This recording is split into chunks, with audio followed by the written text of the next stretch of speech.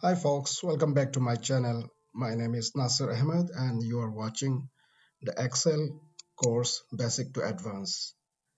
I believe that you have already watched other videos of this series. If you have not worked, please check out the list and enjoy the learning.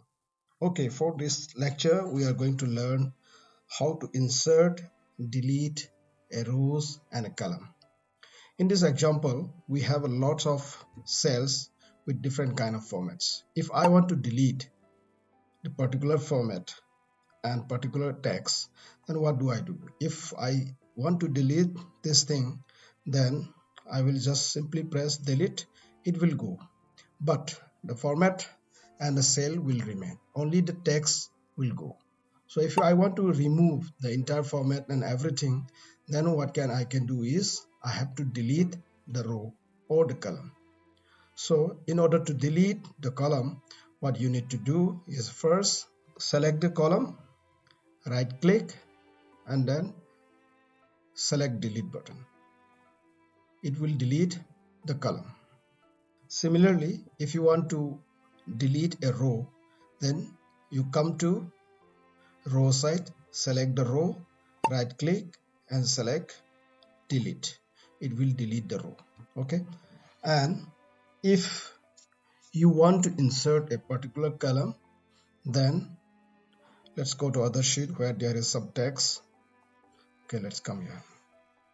If you want to insert a column between division and subdivision, then what you need to do is that remember first that Excel inserts column to the left of the selected column. So if I want to insert the column between B and C, then I should select column C, because Excel is going to insert the column to the left of the selected column. So I'm selecting C, and that column, new column, will be added to the left of the C. So it will be between division name and subdivision name. Let's see. Right click and insert. It will insert the new column between the division name and subdivision name. And if you want to insert a row, then Excel also inserts the row to the top of the selected row. So if I want to insert a row between row number 5 and row number 6, then I have to select the row 6, because the new row will be added above the selected row. So if I am selecting row number 6, then when I press right click and then insert, it will insert above the row.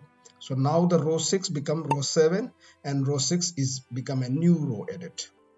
So you have to remember first thing that if you want to insert a column, then the inserted new column will be added to the left of the selected column, and in case of row, it will be added to the top of the selected row. So that's it for this lecture, and I will see you in the next one.